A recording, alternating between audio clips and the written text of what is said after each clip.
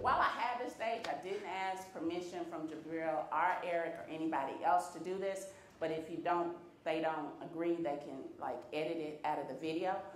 I am responsible for a program that's called the Hadley Creatives.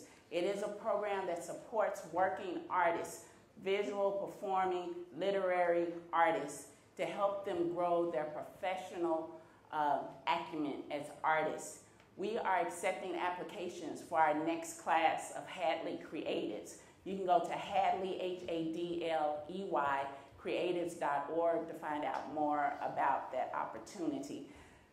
I'm in a room full of creatives. So if you are a dancer, a musician, you're in media, theater, or literary, or visual arts, this is an opportunity for you to grow as a working artist. So please check it out. With that, I'll go to what I have, my planned remarks. And I'm back up a minute because I just caught your eye. Derek Wood and Liz Foley are also our Hadley Creatives. So you can talk to both of them about that experience.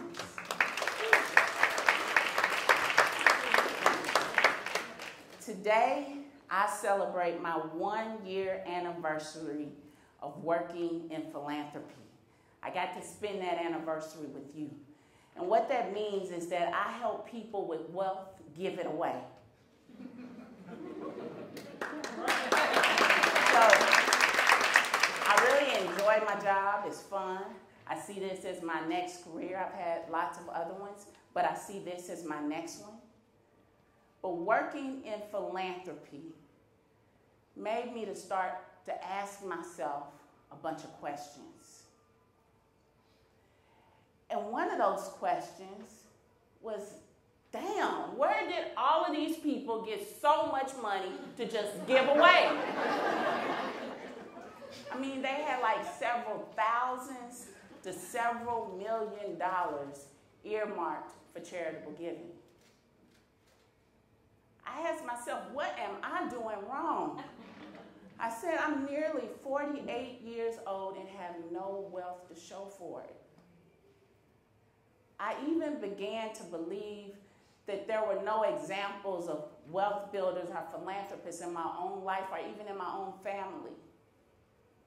So I started looking for answers by going to a debt-free course. And during that course, one of our teachers asked us this question. She said, how many of you all know a big mama who could go to her secret vault and pull out just the amount of money that any family member needed to help them in a crisis? For those of you who don't know, a big mama describes generations of grandmothers. Everybody in that class knew at least one big mama who could do that. Big mama was the family philanthropist. It was at that moment I realized, if Big Mama can, I can too.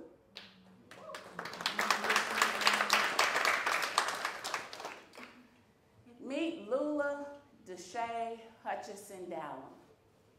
She was the oldest of 18 children, born to a midwife in Auburn, Alabama in 1897.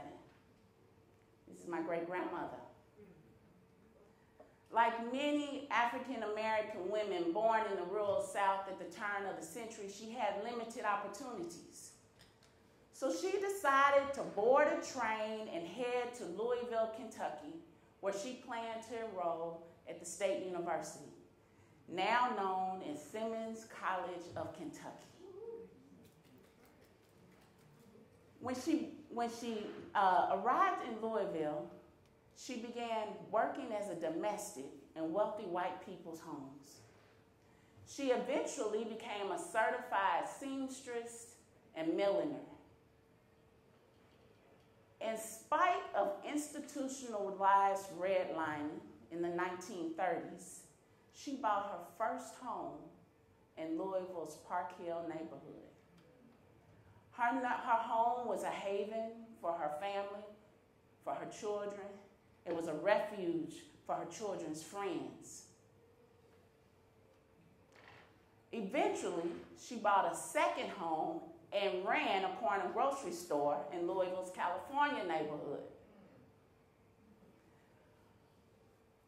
Everybody knew that if they ever got to a point where they couldn't afford food or they needed help with groceries, Grandma was the one who could help them.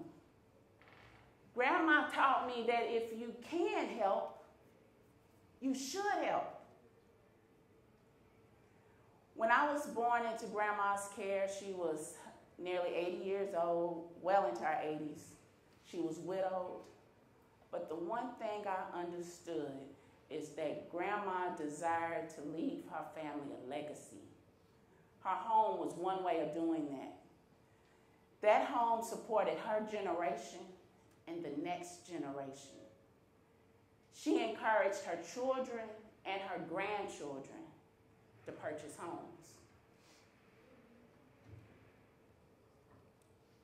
Meet Harriet Miller Dallum. She was born in Memphis, Tennessee in 1941 to a beautician and a Pullman porter. Her father was looking for better opportunities for his family, so he moved them to Louisville, Kentucky, where he continued to work for the railroad. Harriet is my daughter's Nana, our grandmother. Harriet married Lula's oldest grandchild, Samuel James Dallum Jr. They both knew they wanted to be homeowners. But Harriet worked in a school cafeteria making peanut butter sandwiches, and Sam worked as a drugstore delivery boy. He soon got a better paying job working in manufacturing at General Electric Appliance Park. Harriet came up with the strategy that they would live off of his check and they would save hers for the down payment of a new home. In the meantime, they would rent a very small apartment.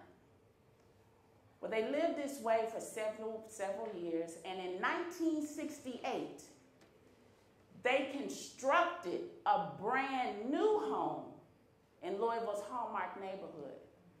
This was the first neighborhood south of Algonquin Parkway where blacks were allowed to build. Soon after buying their home, Sam convinced Harriet to go back to school to get an education degree. She became a teacher and a principal at West End Catholic School. This school was in the Park Duval neighborhood. It sat right across the street from 3 of Louisville's predominantly African American housing projects: Carter, Southwick, and Lang Homes. None of those exist now. Many of Harriet's children, our students, lived in those projects. Harriet and her fellow teachers overcame huge obstacles to ensure that her students had the best education possible, including music, art, and cultural experiences. If parents couldn't afford to pay tuition, they were allowed to do odd jobs in the school cafeteria or work in the school office. Today, when Harriet runs into some of those students, decades later, they thank her for pouring into them the value of education. What do Harriet and Lula teach us about philanthropy? Philanthropists understand the value of legacy, of setting a standard that can be passed from generation to generation. The efforts of one generation lay the foundation for future generations to follow. The older generation sets the standard and demonstrates the example that can be followed by the next generations. Lula set the standard. Harriet replicated it. Prolific Big Mamas inspire not just their own families, but they also inspire complete strangers. This is Sue Mary Spinks. She was born in Louisville, Kentucky in 1922. She too worked for rich white folks cleaning their homes. She took the bus every day to and from her assignment. She saved, she worked, and she purchased a 2-story home in the Parkland neighborhood. But not only did she purchase a home, but she bought a used car. With her new wheels, she had the freedom and independence to do whatever she wanted. But Miss Spinks, like most big mamas, knew the reality of inconsistent wages and earnings tied to another person's whims. So when she was faced with the decision of independence through her car, our legacy through her home,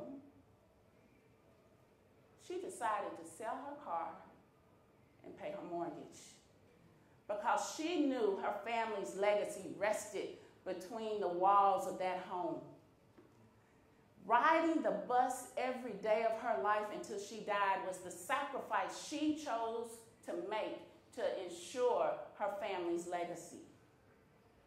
Her descendants still benefit from that home today. Big mamas have taught us how to sacrifice to protect an enduring legacy. They cooked meals in hot kitchens and served them on worn dining tables. They showed style and sophistication in last seat